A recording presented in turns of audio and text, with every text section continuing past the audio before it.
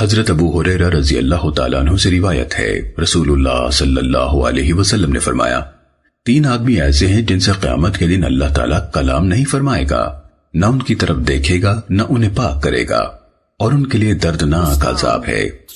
ایک وہ آدمی جس کے پاس صحرا میں چشمے وغیرہ کا پانی اس کی ضرورت سے زائد ہے اور وہ مسافر کو اس کے استعمال سے منع کرتا ہے۔ دوسرا وہ آدمی جس نے عصر کے بعد کسی کے ہاتھ سودا بیچا اور اللہ کی قسم کھا کر کہا کہ اس نے اتنی قیمت میں اسے خریدا ہے، خریدار نے اسے سچ سمجھ لیا حالانکہ حقیقت اس کے خلاف تھی۔ اور تیسرا وہ آدمی جو کسی امام یعنی اسلامی حکمران کی بیعت کرتا ہے اور وہ صرف حصول دنیا کے لیے اس کی بیعت کرتا ہے، اگر امام اسے دنیا کا مال دے دے تو وفا کرتا ہے، اور اگر امام اسے دنیا کا مال نہ دے تو وہ بیعت پر قائم نہیں رہتا، یعنی امام کی اطاعت نہیں کرتا۔ سنن ابن ماجہ حدیث نمبر 2207۔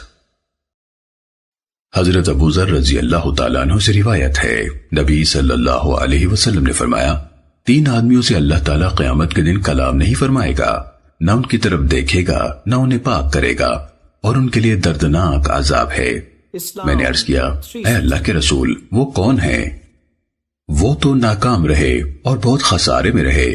آپ نے فرمایا، اپنا تہبند ٹخنوں سے نیچے تک لٹکانے والا، کوئی چیز دے کر احسان جتلانے والا، اور جھوٹی قسم کھا کر اپنے مال کی رغبت دلانے والا۔ سنن ابن ماجہ حدیث نمبر 2208۔